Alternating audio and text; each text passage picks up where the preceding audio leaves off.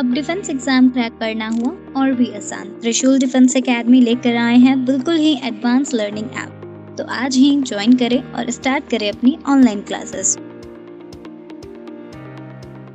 जय हिंद दोस्तों, कैसे हैं आप लोग। Once again I welcome you all. मैं इंजीनियर अजय गुप्ता आप सभी लोगों का स्वागत करता हूं त्रिशूल डिफेंस एकेडमी के प्लेटफॉर्म पे।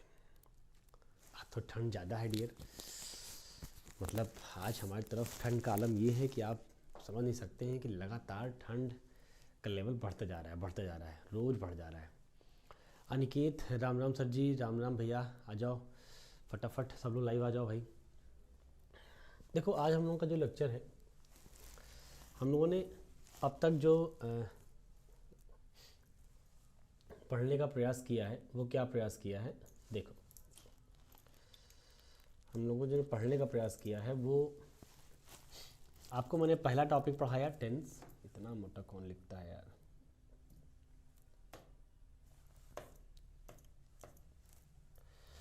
मैंने पहला टॉपिक आपको पढ़ाया टेंसेस के ऊपर कि टेंस को कैसे डील करना है। फिर सेकंड टॉपिक आपको पढ़ाया कल की डेट में कॉजेटिव वर्ब के ऊपर। आपको जल्दी ही इन दोनों चैप्टर की एक पीडीएफ मिलेगी। इस पीडीएफ में क्या होगा, क्वेश्चंस होंगे बहुत सारे, मतलब जितने भी इम्पोर्टेंट क्वेश्चंस आपको प्रैक्टिस करने हैं इन चैप्टर्स के बाद वो आपको मिल जाएंगी। ठीक है, तो आप इनकी प्रैक्टिस करते रहिएगा। मैं कल मैडम को बोल दूंगा कुछ क्वेश्चंस टिक करके वो आपको मिल जाएंगे, टाइप हो गए। तो ये हम लोग कर चुके हैं। आज हमारा थर्ड चैप्टर है। आज जो हमारा थर्ड चैप्टर है, और third chapter basically conditional sentence है। ये चैप्टर का नाम है, वो फ्यूचर तो ज़बरदस्ती लिख दिया गया है। कंडीशनल सेंटेंस ये हमारा चैप्टर का नाम है। ठीक है, कंडीशनल सेंटेंस में बेसिकली हम डिस्कस करने जा रहे हैं व्हेन टू सेंटेंसेस, यस देखो गायब है, when two sentences are in future. जब दो सेंटेंस फ्यूचर में होते हैं तब की बात हम लोग करने जा रहे हैं कि तब कंडीशनल में क्या होता है, कैसे होता है, ये डिस्कस करना है, राइट। तो जब दो सेंटेंस फ्यूचर में होते हैं तो क्या होता है, इंग्लिश कहती है जब दो सेंटेंस फ्यूचर में होते हैं तो जो पार्ट कंडीशनल होता है, कंडीशनल जो पार्ट होता है, यहाँ दो पार्ट आएगा, दो सेंटेंस होंगे, एक कंडीशनल होगा और एक मेन सेंटेंस होगा। ठीक, कंडीशनल का मतलब जिसके अंदर कंजंक्शन लगे होंगे। कंजंक्शन के नाम पे आपके पास इफ भी हो सकता है, until, unless, by the time, as long as soon as, when, before, after, मतलब तमाम तरह के कनेक्टर्स हो सकते हैं, राइट। तो उन जिसमें कंजंक्शन लगा रहेगा समझ जाना वो कंडीशनल पार्ट है। तो कंडीशनल पार्ट हमेशा बनाते हैं प्रेजेंट में। कहाँ बनाते हैं? प्रेजेंट में। और मेन सेंटेंस बनाते हैं फ्यूचर में। ध्यान रखना, मैंने आपसे ये नहीं कहा कि प्रेजेंट के इंडेफिनिट में या फ्यूचर के इंडेफिनिट में। इन जनरल क्या होता है कि जो स्टूडेंट्स होते हैं वो रट के बैठे होते हैं कि कंडीशनल वाला पार्ट बनेगा प्रेजेंट का इंडेफिनिट में और मेन वाला पार्ट बनेगा फ्यूचर का इंडेफिनिट में, जबकि ऐसा नहीं होता बिडियर। वो वेरी भी कर सकता है, वो प्रेजेंट के इंडेफिनिट के बजाय प्रेजेंट के परफेक्ट में जा सकता है, प्रेजेंट के कंटिन्यूस में जा सकता है, प्रेजेंट के परफेक्ट कंटिन्यूस में जा सकता है, फ्यूचर इंडेफिनिट हो सकता है, फ्यूचर कंटिन्यूस हो सकता है, फ्यूचर परफेक्ट हो सकता है। तो कई सारे ऑप्शंस हो सकते हैं। उसके लिए आप उसको रट के नहीं बैठेंगे नहीं सर फ्यूचर इंडेफिनिट ही होगा। आप ये समझिए कि जो मेन सेंटेंस होगा वो बनेगा फ्यूचर में और जो कंडीशनल होगा वो बनेगा प्रेजेंट में। ये दिमाग में रखना है। मिस्टर मॉडुलस, जय हिंद भैया, आ जाइए। अब प्रेजेंट में इंडेफिनिट होगा कि कंटिन्यूअस होगा कि परफेक्ट होगा कि परफेक्ट कंटिन्यूअस होगा, वही बात फ्यूचर में। ये छोड़ दो सेंटेंस के ऊपर। आपको मैंने इंडिविजुअली, नेहा जय हिंद भैया, आपको मैंने इंडिविजुअली जब मैंने आपको टेंसेस सिखाए थे तो टेंस सिखाते वक्त हमने आपको सिखाया था डियर कि आखिर इंडेफिनिट कब यूज़ करते हैं, किन सिचुएशन में यूज़ करते हैं, कंटिन्यूअस कब यूज़ करते हैं, किन सिचुएशन में यूज़ करते हैं, परफेक्ट कब यूज़ करते हैं, किन सिचुएशन में यूज़ करते हैं, नेक्स्ट परफेक्ट कंटिन्यूअस कब यूज़ करते हैं और किन सिचुएशन में यूज़ करते हैं। ये बातें ऑलरेडी टेंसेस चैप्टर में यही सीखा था कि इंडेफिनिट कब, कब कंटिन्यूअस, कब परफेक्ट एंड कब पीसी। अब यहाँ पढ़ने का कोई मतलब तो है नहीं। वो बात पढ़नी, टेंस का चैप्टर जाकर रिवाइज करो। यहाँ हम ये पढ़ रहे हैं कि जो कंडीशनल पार्ट होगा, मतलब जिसमें कंजंक्शन लगा होगा, वो पार्ट बनेगा प्रेजेंट में, और जो पार्ट मेन सेंटेंस होगा जिसमें कंजंक्शन नहीं लगा होगा वो बनेगा फ्यूचर में। फ्यूचर में कहाँ, वो डिपेंड करेगा सेंटेंस के स्ट्रक्चर पर। हम अपने मन से कुछ नहीं बोल सकते ऐसे, राइट। जब ये बात समझ में आ जाए, अब आते हैं हम लोग अपने अपने सेंटेंस पे। मैं एक काम करता हूँ, पहले मैं एक हिंदी लेकर आपको एक सेंटेंस दिखाता हूँ, मतलब ब्लैंक पेज पे, ज़्यादा बेहतर रहेगा आपके लिए। यहाँ आ जाओ, देखो मैंने एक सेंटेंस कहा, यदि तुम मेरी बात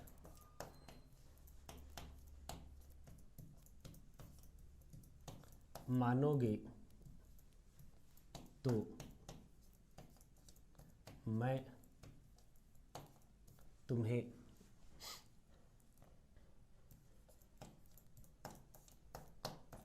मंत्री से मिलने दूंगा, ये कह रहा है वो। अब जरा ऊपर देखो और ध्यान सुनो। सर आपको कैसा लगता है स्टूडेंट्स को लाइव देखकर? यार ये क्या, ये तो पूछने वाली बात ही नहीं है ना मॉडलर साहब। अगर हम पढ़ा रहे हैं, अब आप ज़रा सोचो कि पढ़ाने वाला, ऐसे कोई बंदा डांसर है, नाचता अच्छा है, डांस अच्छा करता है, तो वो डांस करते वक्त अगर उसको ऑडियंस ही ना मिले, जिसके सामने डांस कर रहा है ऑडियंस ही ना हो, तुम बताओ डांस करने मजा आएगा उसको? कोई सिंगर है, सिंगिंग कर रहा है, लेकिन जो ऑडियंस बैठी सुनने के लिए वो है ही नहीं, चली गई, अब वो किसके लिए गाएगा? भाई इस दुनिया में कुछ भी करो, पढ़ाओ, सिंगिंग करो, डांसिंग करो, सामने कोई अगर रिसीव करने वाला नहीं है तो भाई कैसे मज़ा आएगा? मतलब मज़ा ही नहीं आएगा पढ़ने पढ़ाने सीखने सिखाने में, कुछ टाइम वेस्टेज लगेगा हम टाइम वेस्ट करें। आओ, ये तुम मेरी बात मानोगे तो मैं तुम्हें मंत्री से मिलने दूंगा। देखो पहला सेंटेंस भी मैंने कहा 2 सेंटेंस में लिखे होंगे। कितने सेंटेंस? 2 सेंटेंस। एक होगा कंडीशनल, ये तुम मेरी बात मानोगे, ये कौन सा पार्ट हुआ? कंडीशनल, ठीक, ये कंडीशन है। तो कह रहा है मैं तुम्हें मंत्री जी से मिलने दूंगा, ये हो गया मेन सेंटेंस। तो मैंने आपसे ये कहा कि क्या होगा कि जब 2 सेंटेंस फ्यूचर में होंगे, when 2 sentences are in future, ये हेडिंग है हमारी, कि जब 2 सेंटेंस फ्यूचर में होते हैं। Sir I am part time singer, बहुत बढ़िया यार, मतलब बहुत अच्छी बात है कि आप पार्ट टाइम सिंगर हैं, तो मतलब ये बहुत अच्छी बात है, बिकॉज सिंगिंग मेरा भी यार बहुत पैशन रहा है, मतलब जुनून है मेरा। मैं सिंगिंग भी अच्छी कर लेता हूँ और शायरी वगैरह भी अच्छी कर लेता हूँ। तो बट क्या है कि अब शायरी और सिंगिंग करने का ये प्लेटफॉर्म नहीं, वरना आप लोगों के सामने मैं भी कुछ परफॉर्म करता, लेकिन फ़िलहाल कर तो मैं भी लेता हूँ, मतलब मैं भी बहुत इंटरेस्टेड रहता हूँ सब चीज़ों में, बिकॉज इंजीनियरिंग के टाइम से जब मैं बीटेक कर रहा था, तो बीटेक के पहले से मेरा एक शौक़ था बहुत, शायरी करना, सिंगिंग करना, मतलब बहुत एक मज़ा आता था मुझे। बट अभी तो मान लो पिछले 12-15 सालों से इलाहाबाद में पढ़ा रहा हूँ, तो इतने साल गुजर गए कि अब तो वक्त मिल भी नहीं पाता है ना, दिन भर क्लास रहती है, दिन भर 8-9 बैच हो जाते हैं, कितना इंसान पढ़ाएगा, फिर कहाँ टाइम बचता है। आओ, मैंने कहा कि जब 2 स्टेटमेंट फ्यूचर में होते हैं लाइक दिस, ये देखो ये भी फ्यूचर में है, ये तुम मेरी बात मानोगे फ्यूचर में है, तो मैं तुम्हें मंत्री जी से मिलने दूंगा, ये भी फ्यूचर में है, फ्यूचर में ये भी है और फ्यूचर में ये भी है। लेकिन मैंने कहा कि जब 2 स्टेटमेंट फ्यूचर में होते हैं कंडीशनल में, तो क्या होता है कि जो पार्ट कंडीशनल होता है वो बनता है प्रेजेंट में। कहाँ बनेगा? प्रेजेंट में। और जो बात मेन होता है वो बनता है फ्यूचर में। अब फ्यूचर में कहाँ, प्रेजेंट में कहाँ? तुम बताओ, क्या ये बात मान लिया? क्या ये आदमी बात मान लिया? नहीं माना। इसका मतलब ये बात माना नहीं, मतलब परफेक्ट भी नहीं हुआ। अच्छा, कंटिन्यूस कहीं दिख नहीं रहा कि बात मान रहा है, ना तो ये परफेक्ट है ना कंटिन्यूस है। जब परफेक्ट नहीं है, कंटिन्यूस नहीं, तो परफेक्ट कंटिन्यूस भी नहीं है, तो बचा कौन सा ऑप्शन फिर? इंडेफिनिट। क्योंकि तुमको पता है 4 होते हैं, indefinite, continuous, perfect, perfect continuous. ये कंटिन्यूस दिख नहीं रहा है, परफेक्ट भी दिख नहीं रहा है, तो फिर पीसी भी खत्म हो जाएगा, तो कौन सा ऑप्शन बचेगा? इंडेफिनिट। इसका मतलब ये सेंटेंस बनेगा प्रेजेंट का इंडेफिनिट। बनाना प्रेजेंट में ही था, तो प्रेजेंट में कहाँ बनेगा? प्रेजेंट के इंडेफिनिट में। तो आओ बनाओ, इफ़ यू प्रेजेंट इंडेफिनिट में सब्जेक्ट के बाद वर्ब की first form, if you follow मी, मेरी मतलब मी, कह रहा है कि यदि तुम मुझे फॉलो करोगे मतलब मेरी बात मानोगे। फॉलो का मतलब बात मानना होता है। इफ़ यू फॉलो मी या ओबे मी, कुछ भी लिख सकते थे तुम। इफ़ यू फॉलो मी या ओबे मी, देखो प्रेजेंट का इंडेफिनिट, सब्जेक्ट के बाद वर्ब की फर्स्ट फॉर्म, प्रेजेंट का इंडेफिनिट। इफ़ यू फॉलो मी, तो के लिए कॉमा लगाते हैं, मैं तुम्हें मंत्री जी से मिलने दूंगा। अच्छा अभी देखो फ्यूचर में है, अब ये ना फ्यूचर में कंटिन्यूस दिख रहा है, ना फ्यूचर में परफेक्ट दिख रहा है, और ना पीसी दिख रहा है, तो कौन सा ऑप्शन ये भी हुआ फ्यूचर का indefinite. Sir 2 line please. Neha Kumari yes sir. अरे बेटा काहे लिए, चुपचाप पढ़ाने दो यार, क्यों परेशान कर रहे हो आप लोग। आ जाओ, मैं तुम्हें मंत्री जी से मिलने दूंगा, तो देखो ये बनेगा फ्यूचर के इंडेफिनिट में, तो हो जाएगा आई शैल लेट यू। देखो मिलने दूंगा, ये लेट का यूज़ है बेटा, पढ़ाया था आपको मैंने। लेट का मतलब सिखाया था कि टू अलाउ होता है, तो जहाँ अलाउ की मीनिंग आएगी वहाँ लेट लगाना पड़ता है, ऐसे नो। देखो आया ना कि मैं तुम्हें मंत्री से मिलने दूंगा, मतलब व्हाट, कि मैं तुम्हें अलाउ कर दूंगा मंत्री से मिलने के लिए। तो आई शैल लेट यू मीट, और सिखाया था कि लेट के बाद जो वर्ब आती है हमेशा फर्स्ट फॉर्म में आती है। ये बात ऑलरेडी टेंसेस चैप्टर के अंदर की गई है, जाके वीडियो रिवाइज करिएगा कि if you follow me I shall let you meet, किससे, मीट द मिनिस्टर, मंत्री जी से। तो समझिएगा भैया कि if you follow me I shall let you meet the minister, यदि आप मुझे फॉलो करेंगे तो मैं आपको मंत्री जी से मिलने दूंगा। तो ये हमारा स्टेटमेंट हो गया। कैसे बना, जब 2 सेंटेंस फ्यूचर में होंगे, फिर सुन लो, जब 2 सेंटेंस फ्यूचर में होंगे, लाइक दिस, फ्यूचर में था ना, इसने बात मानी और ना इसने मिलने दिया अभी, क्योंकि ये बात फ्यूचर की है। तो मैंने कहा कि जो पार्ट कंडीशनल होता है वो बनता है प्रेजेंट के टेंस में, प्रेजेंट के टाइम में, और जो मेन होता है वो फ्यूचर में बनता है। तो प्रेजेंट में कहाँ बना, ये इंडेफिनिट में, चूंकि इंडेफिनिट का स्ट्रक्चर लग रहा था तो हमने इफ़ यू फॉलो में इंडेफिनिट बना दिया, और ये फ्यूचर में इंडेफिनिट दिख रहा था तो मैंने आई shall let you meet the कर दिया। तो एक बनेगा फ्यूचर में, एक बनेगा प्रेजेंट में। कौन सा एक बनेगा प्रेजेंट में, जो कंडीशनल होगा, मतलब जिसमें कंजंक्शन लगा होगा, लाइक दिस इफ। तो ये कंडीशन थी।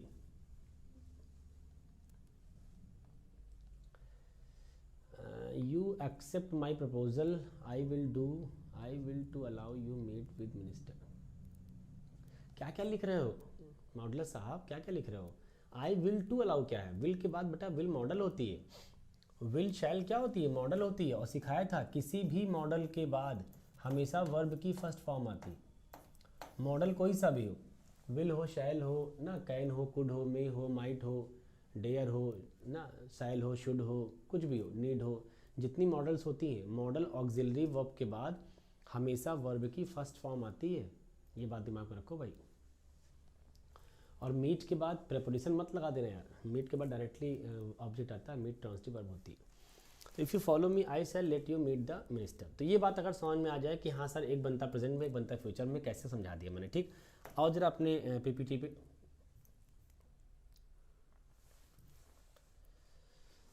देखो भाई,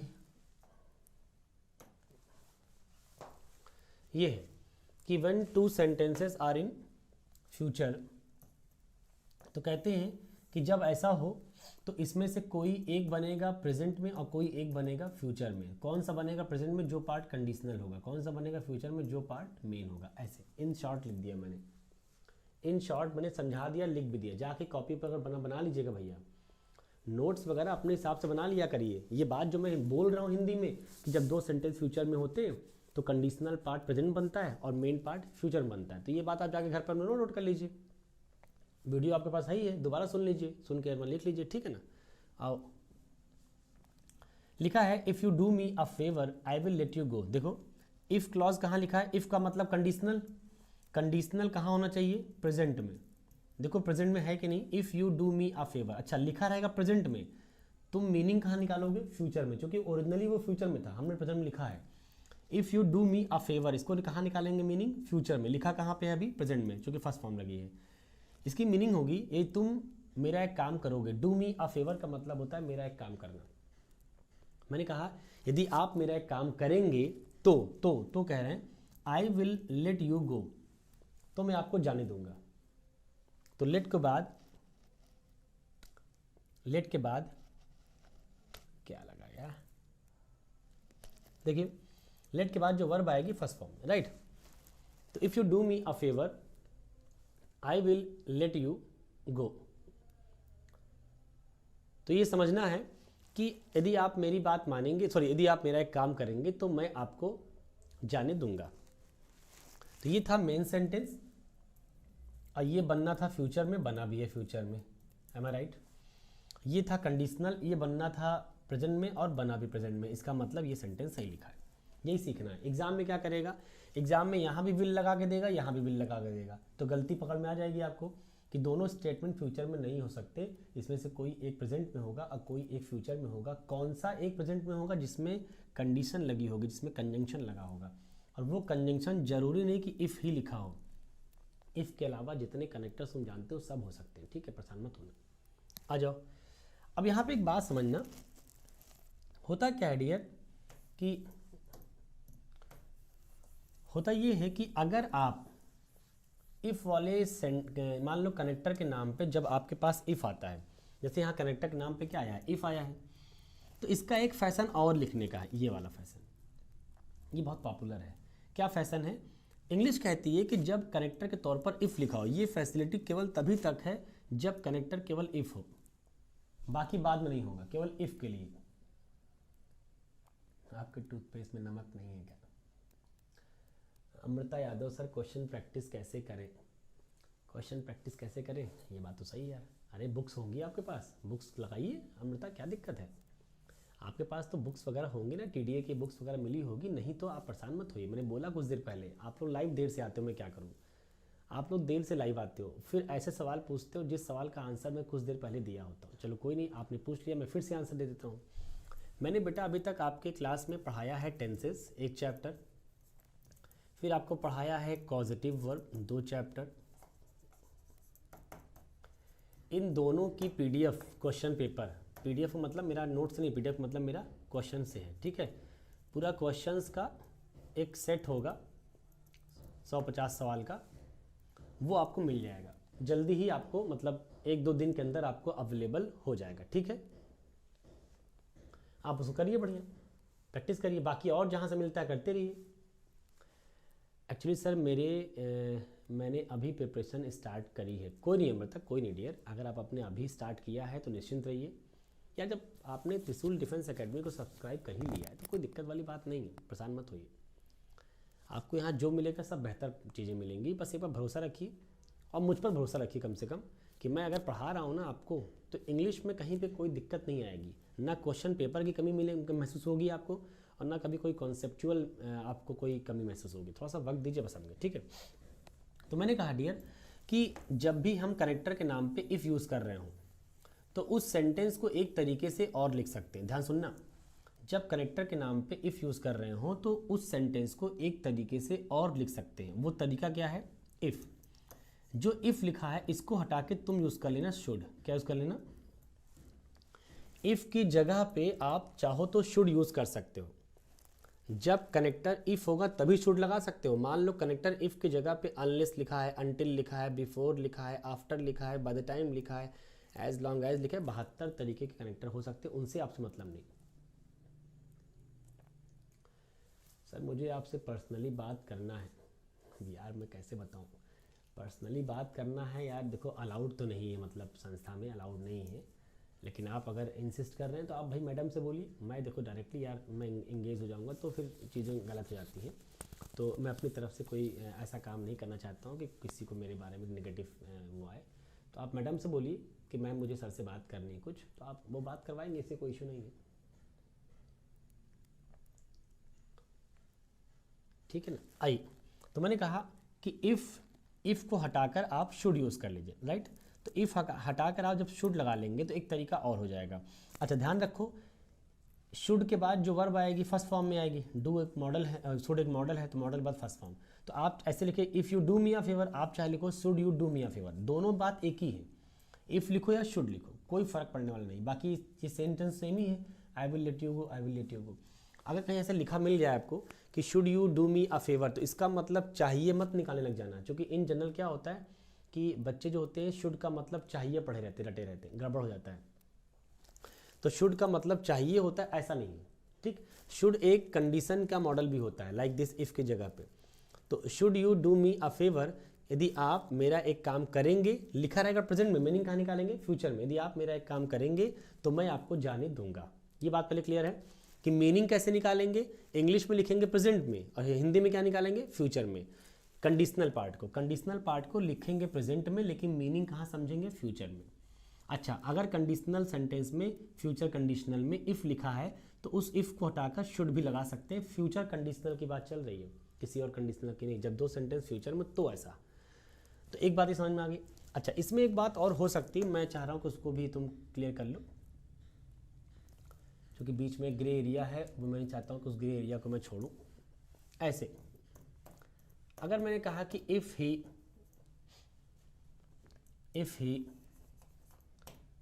meets me tomorrow, I shall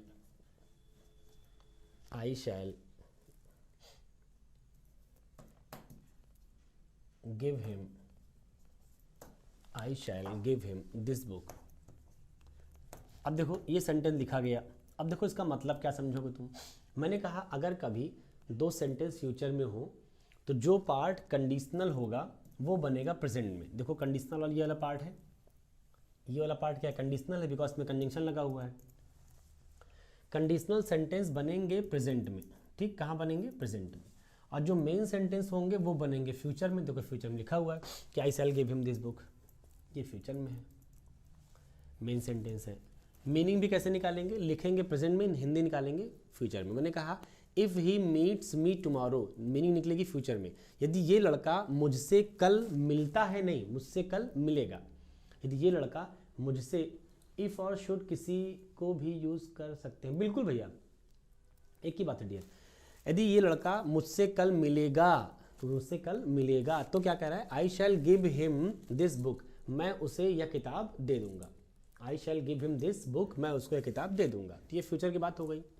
मैंने ये कहा आपसे, मैंने ये कहा कि अगर कभी कनेक्टर के नाम पे इफ़ लिखा हो तो आपके पास एक ऑप्शन और है कि इस इफ़ को हटा के क्या लगा लो, शुड लगा लिया हमने। देखो शुड लगा लिया। अब ध्यान रखना है लेकिन कि इफ़ के साथ आप जब लिखते हो तो फिर ये लिखा जाएगा प्रेजेंट के इंडेफिनिट में, जो कि सेंटेंस प्रेजेंट के इंडेफिनिट में था इसलिए इंडेफिनिट लिखा है मैंने। अब प्रेजेंट का इंडेफिनिट ये कहता है कि सब्जेक्ट के बाद वर्ब की फर्स्ट फॉर्म लगाओ, और अगर सब्जेक्ट कहीं सिंगुलर हो जाए तो यस या ईएस भी लगाओ, लगा दिया हमने। लेकिन हम जब इफ़ को हटाकर शुड लगा लेंगे तो अब क्या होगा कि शुड ही मीट या मीट्स। हमें पता है कि शुड एक मॉडल है और मॉडल के बाद आने वाली वर्ब फर्स्ट फॉर्म में होती है। आप ये नहीं बोल सकते कि ही शुड प्लेज, आपको बोलना पड़ेगा he should play, he should eat ना, ही शुड स्टडी, स्टडीज नहीं बोल सकते क्योंकि वो टेंस अलग है, मॉडल अलग है। सर अभी मेरी कोचिंग है, मैं रिकॉर्डेड लेक्चर देख लूँगी, कोई बात नहीं अमृता, आप बाद में देख लीजिएगा आराम से। तो शुड ही मीट मी, बस इतना अंतर था जो आपको समझना था कि शुड अगर लगाएंगे तो इस बात का ख्याल रखना है कि फिर आगे टेंस का काम नहीं होगा, फिर आगे मॉडल के हिसाब से चलेगा मामला। I shall give him this book, I shall give him this book. तो should he meet me tomorrow, I shall give him this book, यदि ये लड़का मुझसे कल मिलेगा तो मैं उसको एक किताब दे दूंगा। अब यहाँ ध्यान रखना, यहाँ भले ही है लेकिन ये यस नहीं लगा पाओगे, बिकॉज शुड एक मॉडल है और मॉडल के बाद वर्ब की फर्स्ट फॉर्म आती है। लेकिन इस बात को अगर टेंस में लिखोगे ऐसे इफ़ लगाकर, तो इफ़ के आगे सेंटेंस जाएगा टेंस में, और टेंस कहता है सब्जेक्ट अगर सिंगुलर है तो यस यस लगाना पड़ेगा। तो he if he meets me, meaning दोनों की सेम है, इसकी भी इसकी भी, लेकिन अंतर है भाई दोनों में अंतर यही है भाई, वो एक अलग स्ट्रक्चर है, वो एक अलग स्ट्रक्चर है। एक बार कमेंट करो पहले ये बात समझ में आई, एक बार ही कमेंट करिए क्या ये बात समझ में आई। यार कॉन्करेंट व्यूअर्स 8 दिखाते हैं, एक जगह 3 दिखाता है, मैं समझ नहीं पाता कि अलग अलग कैसे दिखाता है। ऊपर देखता हूँ तो 8 लोग लग रहा है लाइव है, नीचे देखता हूँ तो 3 लोग लाइव है, ये मामला क्या है। If Ajay sir talks me personally I shall make you sing a song. नहीं मॉडुलस सेंटेंस थोड़ा गलती है, तुम्हारे सेंटेंस में एक एरर है। एरर क्या, 2 एरर है, मैं तुमको दिखा देता हूँ एरर क्या है। एरर देखना चाहते हो तो एरर के लिए मैं इसमें नेक्स्ट पेज करने का कुछ होना चाहिए।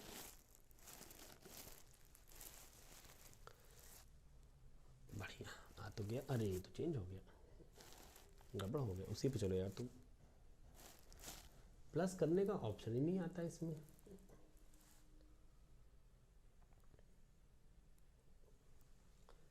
कोई बात नहीं, हम इसको डिलीट कर देते हैं, मैं डिलीट कर देता हूँ क्योंकि ऑप्शन दिख नहीं रहा है मुझे। आपका जो सेंटेंस था वो मैं करेक्ट कर देता हूँ, उसको ऐसे लिखना था डियर। इफ़ आप उसको अगर लिखना चाह रहे थे तो आपको लिखना चाहिए था इफ़ अजय सर टॉक्स के बाद आपने मी लिखा है dear, talks to me. To क्यों लगाया? एक्चुअल में क्या होता है कि जो कम्युनिकेशन होता है, ये याद रखो डियर,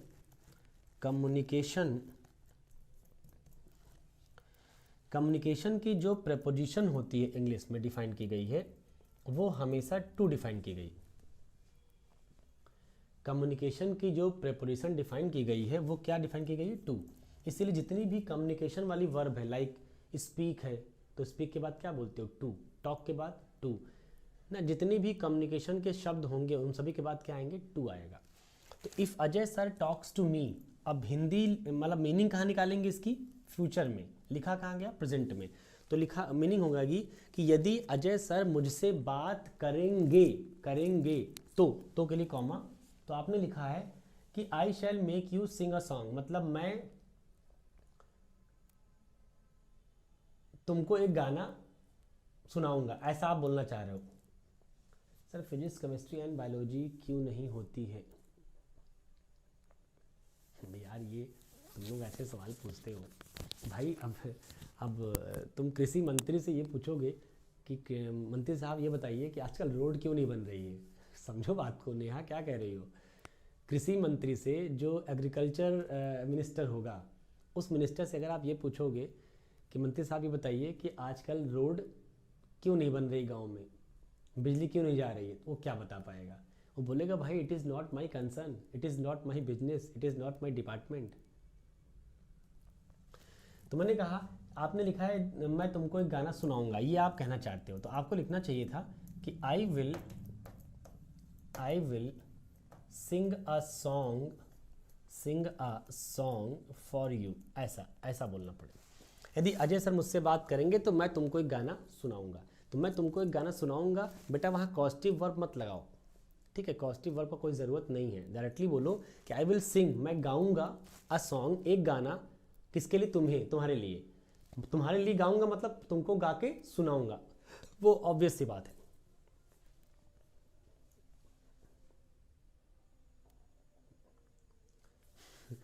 दिमाग का इलाज घुटनों के डॉक्टर से करवाने की कोशिश ना करें। बिल्कुल भैया, आपने बात तो पकड़ ली। नेहा निश्चिंत रहो, अगर आपको लगता है कि सर फिजिक्स केमिस्ट्री बायोलॉजी नहीं पढ़ाई जा रही है तो आप मैडम से बात करो। एकता मैम तो आपको टच में होंगी ना, आप लोगों के टच में, तो एकता मैम को कांटेक्ट करो, she will tell you everything. She is a very nice lady and she will tell you everything, she will resolve each and every problem. परेशान मत होइए, वो बहुत आराम से आपके हर समस्याओं का समाधान देंगी। आप उनसे बात तो करो, talk to her and tell her your any problem, any of your problems, she will resolve as soon as possible. आओ चलो, जब ये बात समझ में आ जाए हम लोग अपने लेक्चर पे आगे बढ़ते हैं। तो ये था कि भाई जब दो सेंटेंस फ्यूचर में होते तो फिर कोई एक बनता है प्रेजेंट में, कोई एक बनता है फ्यूचर में। कौन बनता है प्रेजेंट में? जो पार्ट होगा कंडीशनल। अच्छा, ये आगे पीछे भी हो सकता है, मतलब ऐसा नहीं कि सिर्फ ये ऐसा ही लिखा जाएगा। तुम चाहो तो उसको ऐसे भी लिख सकते हो, कोई भी सेंटेंस लिखो, पहले यहाँ लिखा है कंडीशनल, पहले यहाँ लिखा है मेन बाद में, तुम मेन कर लो पहले ऐसे, आई will let you go if you do me a favour. अब बस अंतर ये हो जाएगा कि अगर तुम कंडीशनल लिखोगे पहले, मेन लिखोगे बाद में, तो कॉमा लगाना पड़ता है। लेकिन अगर तुम मेन लिख दोगे पहले, तो कोई मेन लिख दिया पहले, तो अब कॉमा की ज़रूरत नहीं, बिकॉज कनेक्टर लगा हुआ है, यही कनेक्टर जोड़ देगा इन दोनों सेंटेंस को। तो अभी भी बात वही है, वो बनेगा प्रेजेंट में ही, चाहे इधर लिखो और चाहे इधर लिखो, डजेंट मैटर। वो आजू बाजू करने से सेंटेंस का टेंस बदलने वाला नहीं है, आजू बाजू करने से सेंटेंस के टेंस के ऊपर कोई प्रभाव नहीं पड़ता है। बनना फ्यूचर वाले, मेन वाले को फ्यूचर में है और कंडीशनल वाले को प्रेजेंट में है। तो प्रेजेंट में लिखो, चाहे इधर लिखो चाहे उधर लिखो, उससे कोई फर्क नहीं पड़ता। ठीक, वैसे यहाँ पर should you do me a favour, I will let you go, तो I will let you go, should you do me a favour, एक ही बात है, आप कैसे भी लिख सकते हो। अब इसमें क्या होता है कि बच्चे के दिमाग में एक बात चल रहा होता है, मैं आपको एक सेंटेंस में लेता हूँ पहले।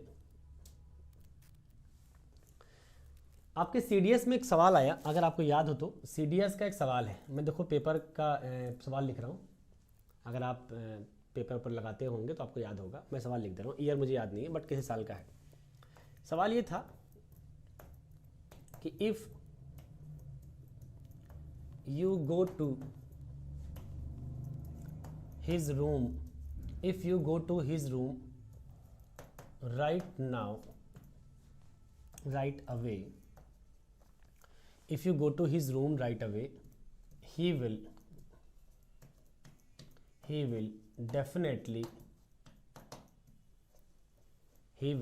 definitely smoke।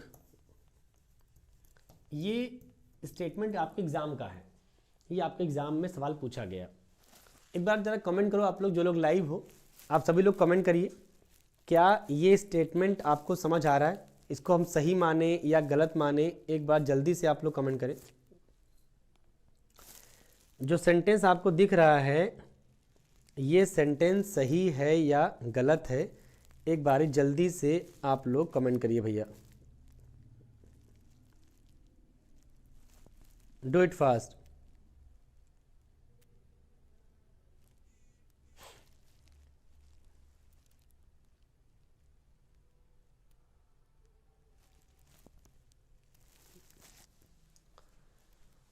Ajay sir sings a song for us, we shall clap, ये सही है।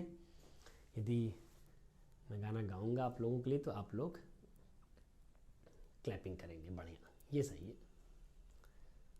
लेकिन भाई गाना गाना अलाउड नहीं है ना, गलत है, नहीं गलत है सही करो, गलत है तो सही करो भाई, गलत बोलने से काम नहीं चलेगा। अगर आपने समझ लिया सीख लिया तो उसको ज़रा सही भी करो। अगर आपने समझ सीख लिया भैया तो सही भी करो। अनिकेत यस सर, अरे भाई यस सर नहीं बोलना है, बताना है गलत है या सही है, और अगर गलत है तो उसको सही कर दो, क्या हटाएं क्या लगाएं सही हो जाए, ऐसा ऐसा बताना है। जरा देखो अनिकेत जी सर, फिर तुम जी सर यस सर, अनिकेत क्या हो गया है तुमको, कमेंट करो। अनुराग, नेहा, अमृता, आज वो नहीं आया यार, आयुष सूर्यवंशी आज गायब है आयुष, चलो कोई नहीं।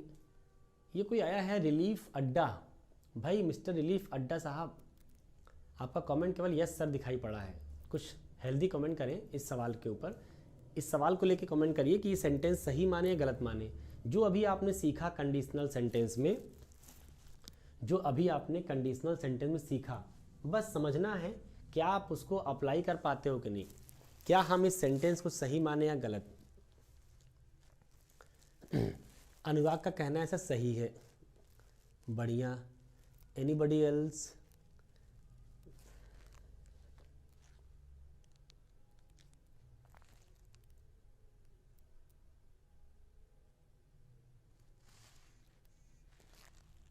सिमरन रॉन्ग है।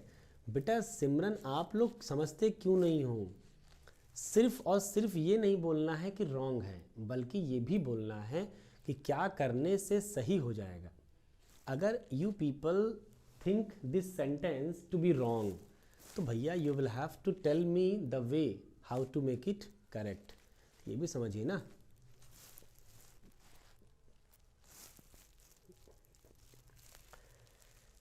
जल्दी कमेंट करें, मैं 30 सेकेंड और आपका वेट कर रहा हूँ, वरना मैं फिर आंसर करूँगा।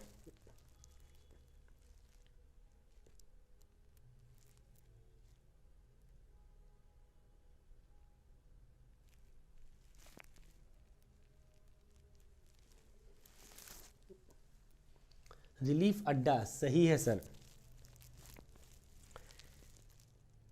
भाई बाकी लोग तो कमेंट ही नहीं कर रहे, मैं क्या बताऊँ यार। अनिकेत गलत, सब लोग गलत बोल दो और चुपचाप बैठ जाओ। अरे भाई गलत बोलने वालों, मेरे देश के सूरवीरों, गलत ना बोलो, ये भी बता दो क्या सही है क्या गलत, मतलब क्या हटाएं क्या लगाएं। अब देखो मैं तुमको करता हूँ, तुम बताओगे, तुम भी टाइप के आदमी हो मैं समझ गया।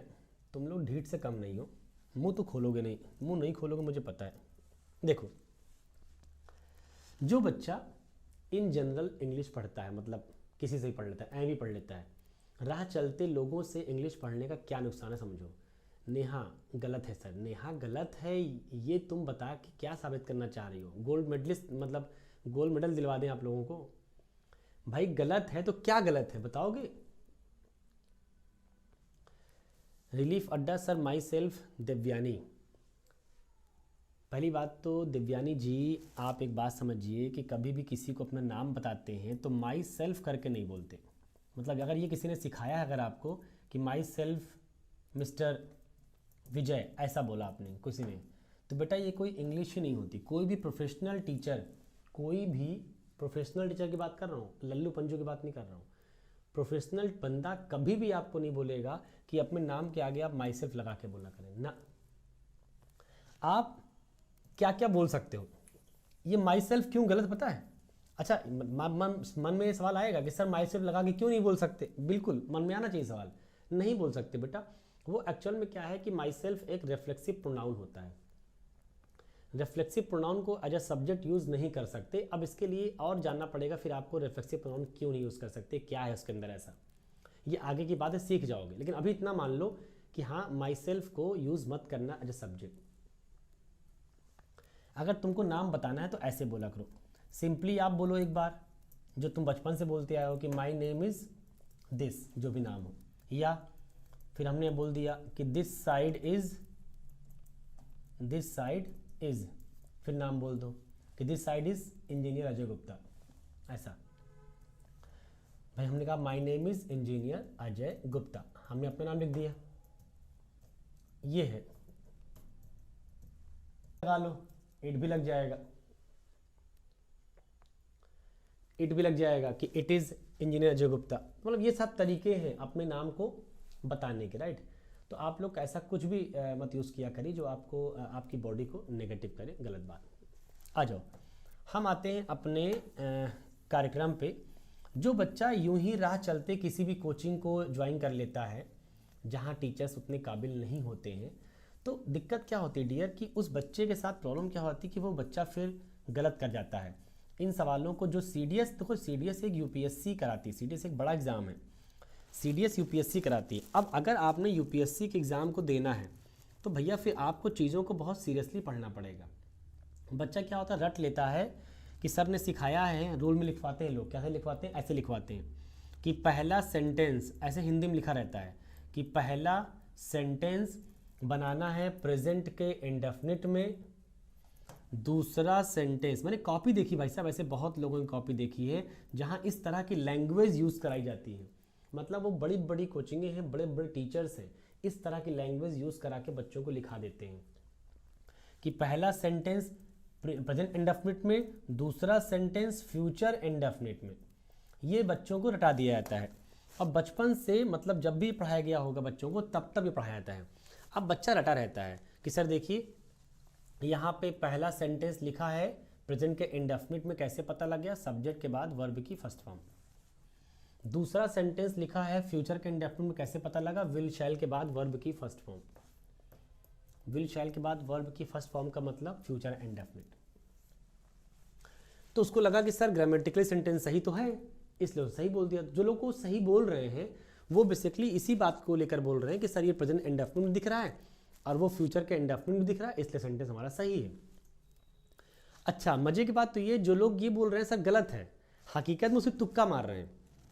जो लोग भी आपके जो आप अभी कमेंट कर रहे हो गलत वालों, सिमरन है, मॉडुलस साहब हैं, जो भी हैं, जो लोग भी गलत कर रहे हैं, मैं ये कह रहा हूँ कि अगर गलत है तो उसमें ऐसा क्या कर दें कि सेंटेंस सही हो जाए, तो बताना पड़ेगा आपको। तो आप ये बताइए कि क्या कर दें सेंटेंस सही हो जाए। अगर आप ये बता नहीं पा रहे हैं कि सर इसमें क्या कर दें, ऐसे अनुराग बोल रहे हैं सर यू के बाद आप शुड हो जाएगा, यू के बाद शुड हो जाएगा, क्यों हो जाएगा भैया, यू के बाद शुड क्यों हो जाएगा? मतलब शुड होने के लिए आपके पास कुछ लॉजिक वगैरह है, कोई ग्राउंड है? किस ग्राउंड पे आप ये बात बोल रहे हैं कि यू के बाद शुड हो जाएगा? जबकि मैंने सिखाया है कि जो कंडीशनल पार्ट होगा, मैंने पहला और दूसरा टाइप का कोई टर्म यूज़ नहीं किया। मैंने क्या यूज़ किया, मैंने ये यूज़ किया। देखो मैं क्या यूज़ करता हूँ, मैं प्रोफेशनल टीचर हूँ, मैं क्या यूज़ करता हूँ कि जो पार्ट कंडीशनल होगा, मतलब जिसमें कंजंक्शन लगा होगा, वो बनाना है प्रेजेंट के टाइम में। टेंस कौन सा होगा मुझे नहीं पता, वो सेंटेंस पढ़ के मालूम पड़ेगा। जो पार्ट मेन होगा उसको बनाना है फ्यूचर में। फ्यूचर में कहाँ बनेगा मुझे नहीं पता, वो सेंटेंस पढ़ के मालूम पड़ेगा। मैं ये बोला हूँ, ये प्रोफेशनल टॉक होती है, क्योंकि हमें पता है कि हम कंडीशनल भी लिख सकते हैं पहले और मेन भी लिख सकते हैं। पहले भी कुछ देर पहले दिखाया था कि आपस में सेंटेंस को आजू बाजू बदल भी सकते हैं। ये तो वाहियात तरीका है, बहुत वाहियात है कि पहला प्रेजेंट इंडेफिनिट। क्यों भैया जरूरी पहला मैं कंडीशनल लिखूं, मैं पहले उसको लिख दूं, तो मैं पहले उसी को लिख दूं मेन सेंटेंस को, he will definitely smoke if you go to his room right away. तो पहला कौन सा लिखा जाएगा ये तुम डिसाइड नहीं कर सकते, वो तो कोई भी बंदा आगे पीछे करके लिख सकता है। तो इस तरह की लैंग्वेज यूज करना मतलब अपने आप में दिखाता है कि भाई साहब इंग्लिश की ऐसी की तैसी हो रही है। Simran if you are going to, नहीं सिमरन ऐसा भी नहीं है, इसका तो मतलब ही नहीं निकलेगा। If you are going to का मतलब ये तुम जा रहे हो, आप क्या कहना चाह रही हो, ये तुम उसके रूम पर अभी जा रहे हो, ये सेंटेंस सेंस ही नहीं है। तो जो लोग गलत बोल रहे हैं वो ये भी नहीं बता सकते कि गलत क्यों है। आज जो सही बोल रहे हैं वो सही इसीलिए बोल रहे हैं बिकॉज वो ग्रामर लगा लिए कि सर ये प्रेजेंट के इंडेफिनिट में है, वो फ्यूचर के इंडेफिनिट में है। ये केवल और केवल जो सही बोलेगा इसको वो ग्रामर के बिहाफ पे बोलेगा। और मैं प्रॉमिस करता हूँ कि सेंटेंस को सही या गलत ग्रामर के बिहाफ पे आप कभी नहीं सही कर पाएंगे, ताउम्र नहीं कर पाएंगे। लोग 60 साल के रिटायरमेंट में आ गए, टीचर बन के रिटायर हो गए, वो आज तक समझ नहीं पाए कि ग्रामर सही होने के बाद भी सेंटेंस गलत कैसे हो जाते हैं। वो बेचारे रिटायर हो गए टीचर, इंटर कॉलेज से पढ़ा के इंग्लिश, उनको लेकिन आज तक समझ नहीं आया कि कोई सेंटेंस ग्रामेटिकली करेक्ट होने के बावजूद वो सेंटेंस गलत क्यों मान लिया जाता है। वो आज तक समझ नहीं पाए, तो आप भी नहीं समझ पाओगे अगर आपने अपने सोच को नहीं बदला तो। और वो क्या बदलना है वो मैं दिखा दे रहा हूँ, कैसे बदलना है अपनी सोच को। ये बात मैं शुरू से बोल रहा हूँ। अब मतलब आप मेरी वीडियोस को अगर आप देखेंगे, जो लेक्चर शुरू में गए थे यूट्यूब के ऊपर या पेड बैच में, कहीं पर भी शुरुआती लेक्चर्स में अगर आप इन बातों को सुने होंगे तो मेरे मुंह से कम 20 बार आप ये बात सुने होंगे। क्या सुने होंगे उसके बारे में भी मैं चर्चा कर देता हूँ। मैंने कहा था कि कोई भी सेंटेंस अगर आप सही या गलत क्लेम करना चाहते हो तो सेंटेंस को सही या गलत क्लेम करने के दो तरीके हैं। एक तो उसका होता है कॉन्टेक्स्ट, क्या होता है भैया कॉन्टेक्स्ट, और एक उसका होता है ग्रामर। मतलब अगर कोई सेंटेंस सही होगा तो कॉन्टेक्स्ट भी सही होना चाहिए, ग्रामर भी सही होना चाहिए। लेकिन अगर कोई सेंटेंस मान लो ग्रामेटिकली करेक्ट है, ग्रामेटिकली उसका ग्रामेटिकल प्रोफाइल सही है, लेकिन कॉन्टेक्स्ट वाइज गलत है, उसका मीनिंग कुछ नहीं निकल रहा है। कॉन्टेक्स्ट का मतलब मीनिंग उसका मीनिंग बड़ा वाहियात है, लेकिन ग्रामर तुमने सही लगा दिया है, तो भी सेंटेंस गलत माना जाएगा। या कोई सेंटेंस कॉन्टेक्चुअली सही है लेकिन ग्रामेटिकली गलत है, तो भी सेंटेंस गलत माना जाएगा। इन दोनों में से कुछ भी गलत हुआ, चाहे कॉन्टेक्स्ट और चाहे ग्रामर, सेंटेंस तो रॉन्ग ही रहेगा, सेंटेंस सही नहीं हो सकता। लेकिन तुम चाहते हो सेंटेंस सही करना, तो फिर तुमको ध्यान रखना पड़ेगा sentence contextually as well as grammatically दोनों फॉर्म में करेक्ट होना चाहिए। जब तक आप दोनों चेक ना कर लिया करें तब तक आप सही गलत का फैसला ना लिया करें। ये आज से कसम खा लीजिए, गंगा मैया की कसम खा लीजिए कि आज से हम ये करेंगे सर, जब तक कि कॉन्टेक्स्ट मतलब मीनिंग और ग्रामर जब तक दोनों सही ना लग जाए तब तक सेंटेंस को सही मत बोलिएगा।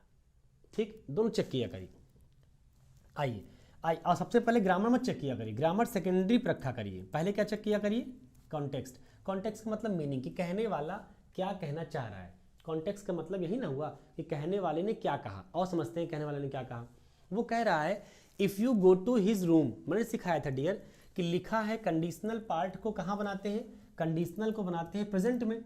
अच्छा, प्रेजेंट के इंडेफिनिट में लिख के दे दिया है, हम प्रेजेंट के इंडेफिनिट में लिख के दिया है तो मीनिंग कहाँ निकालेंगे, फ्यूचर में। सिखाया था अभी आपको कि ओरिजिनल सेंटेंस रहता फ्यूचर में है, हम उसको प्रेजेंट में बनाते हैं। जब प्रेजेंट में बनाएंगे तो लिखेंगे प्रेजेंट के इंडेफिनिट में, लिखा प्रेजेंट इंडेफिनिट में है, लेकिन मीनिंग कहाँ निकालेंगे, फ्यूचर में। तो मीनिंग क्या हो जाएगी इसकी, if you go to his room right away, इसकी मीनिंग होगी यदि तुम अभी तुरंत, राइट अवे अभी तुरंत अगर इस लड़के के रूम पर जाओगे फ्यूचर में, यदि आप अभी इस लड़के के रूम पर जाओगे तो, अब इसके आगे बोलो तुम क्या बोल रहे हो, आप किसी के बारे में बता रहे हैं कि सर जानते हैं राजेश ना स्मोकिंग करता है। मैंने कहा क्या बात करो, पागल हो क्या, राजेश अच्छा लड़का है, बहुत बढ़िया लड़का है, सुपर लड़का है, एकदम बढ़िया पढ़ाई कर रहा है, ये नशा वशा नहीं करते यार वो। आपने कहा क्या बात कर रहे हैं सर, मेरी बात का भरोसा करिए आप। मैंने कहा नहीं यार तुम झूठ बोल रहे हो यार। उसने कहा सर अगर मैं झूठ बोल रहा हूँ तो आप बस मेरी एक रिक्वेस्ट मान लीजिए। मैंने कहा क्या? आपने कहा सर यदि आप अभी राइट अवे अभी अगर उसके रूम पर जाओगे, लिखा प्रेजेंट में, मीनिंग कहाँ निकालेंगे फ्यूचर में, यदि आप अभी इसके रूम पर जाओगे तो वो ही विल डेफिनेटली, वो पक्का आगे क्या बोलोगे, स्मोक करेगा या कर रहा होगा? वॉट विल बी, यदि अभी आप उसके रूम पर जाओगे तो वो बंदा स्मोक पक्का कर रहा होगा या करेगा? कर रहा होगा। इसका मतलब जब तुम उसके रूम पर पहुंचोगे, मान लो तुम पहुंचे 11 बजे, तो वो एक्शन क्या रहेगा, जारी रहेगा। सेंटेंस की मीनिंग है, मैंने अभी शुरू में इसलिए कहा था कि आप फ्यूचर में कहां बनाओगे तुम डिसाइड ना करो, भाई इतना समझो कि कंडीशनल बनेगा प्रेजेंट में और मेन बनेगा फ्यूचर में। फ्यूचर में कहां, ये सेंटेंस का कॉन्टेक्स्ट पढ़कर डिसाइड करना, अपनी मर्जी से डिसाइड मत कर देना। सेंटेंस का कॉन्टेक्स्ट ये है, ये तुम अभी उसके रूम पर जाओगे तो वो पक्का स्मोकिंग कर रहा होगा। इसका मतलब है हमें मेन सेंटेंस को लिखना पड़ेगा कंटिन्यूअस में, और मेन सेंटेंस को बनाना कहाँ था, फ्यूचर में। तो फ्यूचर प्लस कंटिन्यूअस का मतलब फ्यूचर कंटिन्यूअस टेंस। इसका मतलब फ्यूचर कंटिन्यूअस टेंस यूज करना पड़ेगा। और फ्यूचर कंटिन्यूअस टेंस में अगर आप जानते हैं तो बहुत बढ़िया, नहीं जानते हैं तो मैं आपको जनवा दे रहा हूं कि क्या लिखेंगे, कैसे लिखेंगे। इसको मैं डिलीट करके इसकी जगह पे सही सेंटेंस लिख देता हूं। ये सेंटेंस में गलती मेन सेंटेंस में थी कि मेन सेंटेंस को उसने लिखा फ्यूचर में, ये सही किया, इतनी बात सही थी, क्योंकि मेन सेंटेंस को तो फ्यूचर में ही लिखते हैं। लेकिन फ्यूचर में कहाँ, ये डिपेंड करेगा सेंटेंस की रिक्वायरमेंट पे। तो ये सेंटेंस जाएगा फ्यूचर के कंटिन्यूअस में और बोलना पड़ेगा he will definitely be smoking. Future continuous tense किससे बनते हैं, बी प्लस वर्ब की आईएनजी फॉर्म, बिना बी की आईएनजी फॉर्म लगता नहीं है। तो ये गलत था भैया, ही विल डेफिनेटली स्मोक, ये गलत था। इसकी जगह लिखना पड़ेगा he will definitely be smoking. तो if you go to his room right away, यदि आप उसके रूम पर अभी जाएंगे तो he will definitely be smoking, वो बंदा जरूर स्मोकिंग कर रहा होगा। सर आप जाके देख सकते हैं, चेक कर सकते हैं, तो आपको भी यकीन हो जाएगा कि मैं सही कह रहा था। अब एक बात बताओ, जो लोग भी आंसर कर रहे थे जल्दी से कमेंट करो, तुमको वास्तव में लगता है कि इंग्लिश को कोई रट सकता है? इंग्लिश लैंग्वेज को तुम्हें लगता है कोई नियम से कर सकता है? बेटा मैं फिर बोल रहा हूँ, इंग्लिश लैंग्वेज में रूल्स एंड एक्सेप्शन इनकी कोई जगह ही नहीं है। और ये बात मैं डंके की चोट पे कहता हूँ, इसको मैं प्रूफ कर सकता हूँ। ये इंग्लिश में होता ही नहीं है, ना रूल्स और ना एक्सेप्शन। एक्चुअल में सब होते हैं सिचुएशंस, जो कि साहित्य फीलिंग्स पे डिपेंड करती है। किस पे? फीलिंग्स पे, आपकी भावनाओं पे। हर भावना की अपनी एक अलग सिचुएशन होती है, हर भावना की अपनी एक अलग सिचुएशन होती है, उसको रीड करना पड़ता है। सर आज भी आपको चाय नहीं मिली। अनिकेत तुम पिटोगे बेटा, बहुत पिटोगे तुम वादा करते हो लेकिन चाय पिलवाते नहीं हो। देखो भाई लोग, ये लड़का वादा किया था कि सर आपको चाय रोज मिलेगी, अब मेरा प्रॉमिस है, लेकिन मिला नहीं एक भी दिन। अब बताओ, ये मेहमान नवाजी सही से कर नहीं पा रहा है, ये मैडम को कन्विंस नहीं कर पा रहा है मेरे लिए कि कम से कम सर को एक चाय पिलवा दिया करिए। एक बार कमेंट करो, क्या ये बात समझ में आ गई? एक बारी कमेंट कर दो, क्या ये रिकनेक्टिंग। बीच में आज कुछ नेट इशू आ रहा है, बार बार डिस्कनेक्ट हो जा रहा है, कोई बात नहीं भैया, आप लोग कमेंट कर दो यार कि मतलब यहाँ तक की बात समझ में आ गई कि नहीं आ गई। नेक्स्ट डे आपको चाय पक्का मिलेगी। बिल्कुल भैया, निकेत बाबू आपका ही पक्का वाला, फिर देख लेते हैं कितना पक्का। जी सर समझ आ गया। मॉडलर साहब क्लियर है। सिमरन कहाँ गए भैया? नेहा, रिलीफ, सब लोग कमेंट करो। दिव्यानी नाम था आपका, दिव्यानी, नेहा, सब लोग कमेंट करो।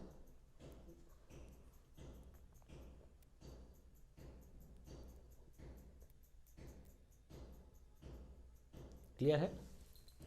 अगर यहाँ तक की बात क्लियर है तो इतना समझ में आ गया आपको कि हाँ सर हम इफ़ वाला केस सीख गए कि जब दो सेंटेंस फ्यूचर में होते हैं तो कोई एक बनता है प्रेजेंट में और कोई एक बनता है फ्यूचर में। कौन सा एक प्रेजेंट में? जो पार्ट में कंजंक्शन लगा होगा, मतलब जो कंडीशनल होगा। अच्छा, हमने बात पहले ही बोल दिया, हम इसको आगे पीछे भी कर सकते हैं। हम चाहे पहले इसको बोले कि he will definitely be smoking if you go to his room right away. कोई भी सेंटेंस आगे पीछे आप कर सकते हो, इसमें ये दिक्कत नहीं कि केवल कंडीशनल वाला सेंटेंस पहले आएगा और मेन सेंटेंस बाद में जाएगा, ऐसा नहीं है। वो आगे पीछे भी किया जा सकता है, इसमें कोई दो राय नहीं है। ठीक है, चलो बहुत बढ़िया भाई। देखो मैंने एक सेंटेंस लिखा आपके लिए, एकदम एकदम एकदम छोटा एरर। मैंने कहा if she will go there he will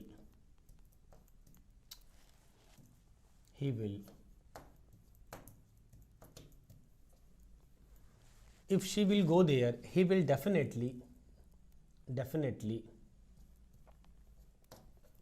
talk to her। ये लिखा मैंने। अब बताओ इसमें क्या गलत है?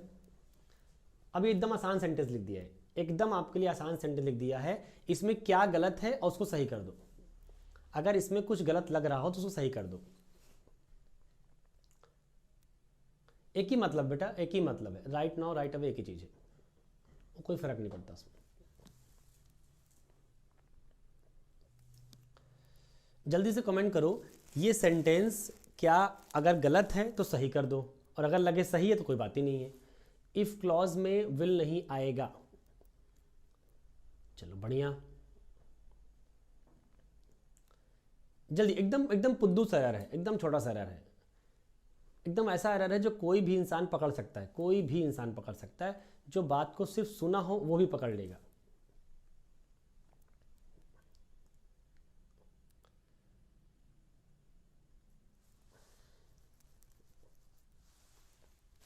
चलो मैं आंसर कर देता हूं। बिल्कुल बिल्कुल, देखो ये जो लिखा गया है ना भैया कि इफ क्लॉज को इसने लिखने का प्रयास किया कहां पे? इफ क्लॉज को लिखने का प्रयास किया है फ्यूचर में, और तुमको पता है कि कंडीशनल क्लॉज कहां बनता है? प्रेजेंट में, और लिखा कहां गया? फ्यूचर में। गलती का पार्ट है, हटाओ। जो चीज़ को फ्यूचर बना रही पहले उसको ख़त्म करो। अच्छा, जैसे ही हटेगा तो शी के बाद गो दिखाई पड़ेगा, और तुमको पता है गो एक वर्ब की फर्स्ट फॉर्म है, और प्रेजेंट के इंडेफिनिट में सब्जेक्ट अगर सिंगुलर हो तो वर्ब की फर्स्ट फॉर्म में यस या ईएस जोड़ते हैं, तो गो नहीं बेटा गोज, तो गोज हो जाएगा। तो दो काम करना है, एक तो विल गायब होगा, दूसरा गो हटा के गोज करना है, ये करना पड़ेगा। ही विल बी डेफिनेटली, अरे नहीं सब में विल बी डेफिनेटली मत कर दो, हे नालायकों तुम लोग पिटोगे अभी, बहुत भयानक। अब वो सिंपल बात कह रहा है भाई, यदि ये देखो लिखा प्रेजेंट में है, कहाँ जाएगा? फ्यूचर में। If she goes there, if she goes there, यदि ये लड़की वहां जाएगी, जाएगी कैसे जान गए? लिखा जाएगा प्रेजेंट में, मीनिंग कहाँ निकलेगी? फ्यूचर में। यदि ये लड़की वहां जाएगी तो कॉमा मतलब तो, he will definitely talk to her, तो ये बंदा जरूर इससे बात करेगा। अगर जाए, मैंने कहा ना कि मान लो किसी से दुश्मनी चल रही हो किसी से, मैंने कहा देखो यार वो लड़का इतना अच्छा है, अगर तुम वहाँ जाओगे तो पक्का तुमसे वो बात करेगा, भले ऐसे फ़ोन नहीं कर रहा है, आपका फ़ोन नहीं उठा रहा है, लेकिन अगर तुम वहाँ पहुँच गए, अगर तुम वहाँ चले गए, मतलब यदि वहाँ जाओगे तो वो तुमसे पक्का बात करेगा, मिलेगा, बैठाएगा, ये मीनिंग है ना भाई। तुम लोग कहाँ विल बी टॉकिंग कर रहे हो यार हर में, मतलब तुम एक पैटर्न पा गए क्या कि अब जब जब डेफिनेटली वर्ड आएगा हम बी टॉकिंग कर देंगे, मतलब बी आईएनजी फॉर्म लगा देंगे। ऐसा नहीं भाई, सेंटेंस को पढ़कर आंसर करना पड़ता है। इसीलिए मैंने कहा ना कि हर सेंटेंस में आप पहले कॉन्टेक्स्ट को चेक किया करिए कि कॉन्टेक्स्ट कहाँ जा रहा है, इंडेफिनिट में, कंटिन्यूअस में, परफेक्ट में, या परफेक्ट कंटिन्यूअस में। और लगे सर हम समझ नहीं पाते इंडेफिनिट कब कब कंटिन्यूअस, कब परफेक्ट कंटिन्यूअस, लगे ये बात अगर है, ये समझ नहीं पा रहे हैं, तो फिर मैं आपको बोलूंगा कि इस चैप्टर को रोको, इस चैप्टर को मत पढ़ो, जाओ और जाके पहले जो पीछे के लेक्चर्स हैं टेंस के लेक्चर में यही सिखाया गया बेटा कि कब इंडेफिनिट, कब कंटिन्यूअस, कब परफेक्ट कंटिन्यूअस, वहाँ पे यही सिखाया गया है। जाके इसको पहले सीखो, जब ये सीख जाओ तो वापस इस चैप्टर पे आओ, चूंकि टेंस एक बेसिक चैप्टर है, बेसिक फाउंडेशन है, वहीं से निकल कर सब आया है, तो पहले उसको जाके अच्छे से पढ़ो। If I go to TDA right now, Ajay sir will definitely be teaching English. हाँ बिल्कुल, यदि आप अभी जाएंगे या मैं आऊँगा तो सर अभी पढ़ा रहे होंगे, बिल्कुल सही, कोई दिक्कत नहीं, एकदम सही है। ठीक है, तो भैया ये मैंने आज आपको लेक्चर समझा दिया, तो आई होप कि बात आपको समझ में आ गई होगी। हालांकि स्लाइड अभी काफ़ी है आपके पास, क्योंकि बहुत सारी बातें थी सीखने समझने लायक। तो मैंने आज चैप्टर शुरू कर लिया है कि कंडीशनल सेंटेंस को हमने स्टार्ट किया है। कंडीशनल सेंटेंस से बहुत सारे सवाल हर क्लास में आप आते हैं, ये पहली क्लास थी। अच्छा, आज आपकी फर्स्ट क्लास है रिलीफ अड्डा दिव्यानी, कोई बात नहीं बेटा, आप जाके पहले के क्लासेस पढ़ लीजिए पहले, फिर समझ में आ जाएगा। ठीक है, तो आगे के लेक्चर हम लोग कल कंटिन्यू करेंगे। आज के लिए इतना ही, जाके बढ़िया से वीडियो को रिवाइज करिए, पढ़िए, और अगर कहीं कोई तकलीफ आया कर तो ज़रूर कमेंट किया करिए। एकता मैम को रिपोर्ट किया करिए, now she will tell me कि हाँ बच्चों ने सर ये कहा है, बच्चों ने वो कहा है, कम से कम उनको पता तो लगे हाँ बच्चे कुछ कह रहे हैं। तुम कुछ कहते नहीं तो वो कैसे कहेंगे मुझे। तो जो दिक्कत रहा करे मेरे सब्जेक्ट में तुम मुझे बताओ, क्योंकि मेरे सब्जेक्ट जिम्मेदारी मेरी है, बाकी के सब्जेक्ट जिम्मेदारी बाकी के टीचर्स की है। मेरे सब्जेक्ट में जो भी कोई कमी आ रही है या तुम्हें कम समझ में आ रहा है तो पर्सनली आप मुझसे कांटेक्ट करें, मैम से बोलें, आप बताएं मैम को क्या दिक्कत आ रही है, मैं उस वीडियो में अपने आप को मेंटेन करने का प्रयास करूंगा। ठीक है, आपके हिसाब से। चलिए बाकी बातें नेक्स्ट क्लास में करते हैं। Thank you so much.